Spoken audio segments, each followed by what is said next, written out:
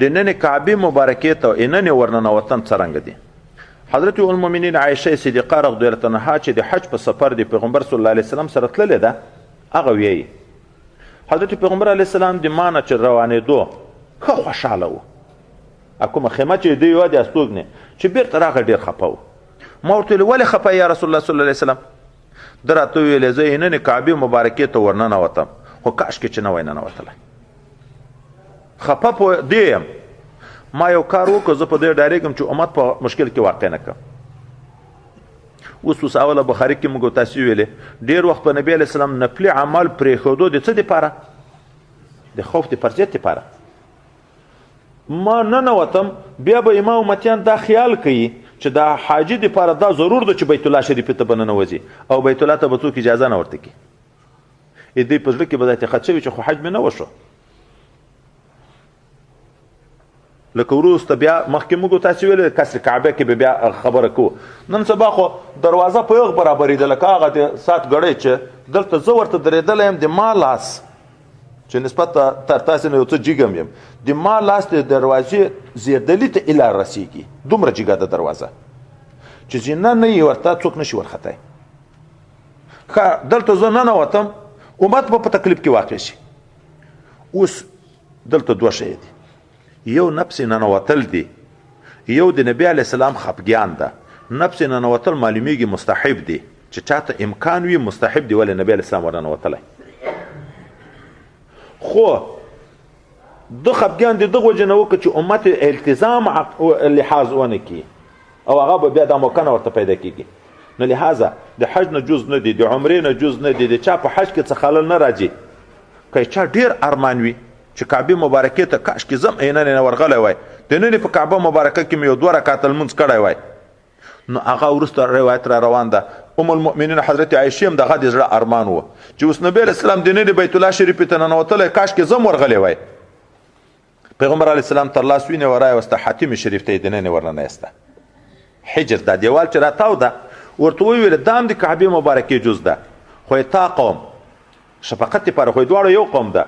قریشو چې جوړوله هغه پاکې روپۍ ورخلاصې شوې نو د بنا د ابراهیم نه یې علیه الصلاة وسلام نه دا کوټه راکنکۍ کړه دا څه حصه دې باندې پاتې شوه. په هغه نه بیا وروسته د احتیاط دپاره دیوال راتاو کړه. خو په هغه حصه کې چې د حتیم شریف ته مثلا د دغه میز نه داسې چې کعبه مبارکې دا مټې پورې کونج را رسیږي د دغه نه داسې هغه مټې ته نږدې داسې دیوال راتاو ده. په دغه کې 6 ګزه اندازه مځکه دا د کعبې مبارکې نه جز ده. په دا نوره کې اختلاف ده چې جز ده که نه ده. لحاظه په طواف کې احتیاط دا ده چې تر ټوله شاته به راتاویږي او که چا زړه ارمانو چې نن په کعبه مبارکه کې ملمونځ کړی بیا د بیا هغه 6 ګزه مسافه کې کوي شاته کې دی نه کوي. ولې شاته کې شک ده چې هغه د کعبې مبارکې نه جز ده که هسې د احتیاط لپاره دیوال لږ شاته لرې راګرځولی ده هغه ثواب خدای په کور کوي لکه نن په کعبه مبارکه کې. اوس کعبه مبارکه کې د نن لمونځ څرنګه ده؟ نن په کعبه مبارکه کې لمونځ څرنګه ده؟ د نبی علیه السلام په لمانځه کې اختلاف ده. څوک وی چې حضرت پیغمبر صلی الله علیه وسلم چې نن ننوت هلته په جوف د کعبې مبارکې کې لمونځ کړی او حضرت ابن عباس وی چې نه دی کړی صرف تکبیرونه یې ویلې. مخکې موږ تاسو دا خبره ویلې وه چې مثبت مقدم د پناپي باندې نبی علیه السلام لمونځ کړی. حضرت عبدالله ابن عمر چې ویلې چې دروازه یې چې راخلاصه کړه حضرت نبی علیه السلام او حضرت بلال او حضرت عثمان چې ورننوتلي وو نو اول زه ورسېدم چې نبی علیه السلام راووت د حضرت بلال صاحب نه ما پوښتنه وکړه نبی علیه السلام په کوم ځای لمونځ وکړو؟ کعبه مبارکه په 6 مټو ولاړه وه 6 ستنې وې ورته. د مشرق د جانب نه دروازه ده هغه ورته ویل چې نبي کریم صلی الله علیه وسلم چې راننوت یغ طرف نه هغه اول مټې ستنې هغه یې پرېښوې دغه د مغرب جانب دیوال ته چې کومې ستنې رانږدې دي دغه تر هغه په دغه کې په دغه 3 مټو کې دا 2 مټې یوه طرف ته کړې یوه بل طرف ته په یغ ځای باندې مثلا ودرېدو لمونځ یې وکړه. نو لمونځ شوی که نه ده شوی؟ اوس لمونځ خو وشو دا خو ثابت راجح قول دا ده. دغه لمونځ په بیت الله شریفه کې دننه چې که یې کعبې ته که مخ د کعبې ته شا ده تاسو خیال ده خو 4 دیواله دي لکه دا مسجد شریف چې دغه طرف ته ودرېږي خو یغ ته د شا شوه که نه چې داسې مخ واړی یغ طرف ته د شا شوه موږ مامور بیت الله ته په استقبال یو که په استدبار یو؟ خو مخ به ګرځوه. د دغه وجه نه بعضې علما وایي دننه په کعبه مبارکه کې لمونځ مکروه ده. قبلې ته د شا کېږي، دننه قبلې ته د شا کېږي. او بعضې بیا د فرضو د نفلو تفریقه کوي چې په نفلو کې توسع ده، لکه مخکې مو ویلې چې په دابه برسیرم روا دي، غیر د جهت قبلې ته چې په کوم طرف ته د دابې مخ په هغه طرف باندې هم روا دي. خو په فرضو کې خو تصدیق ده، هلته خو به سړی خامخا بیت الله شریف ته مخ کوي. نو فرض به دننه نه کوي.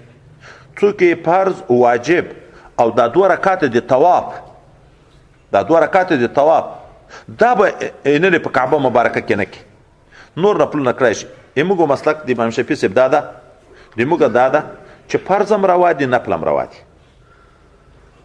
یو وار چې نبی علیه السلام کړي موږ مامور یو په استقبال باندې. استقبال موجود، استقبال خو نه ده ختم شوی، استقبال خو نه ده ختم شوی.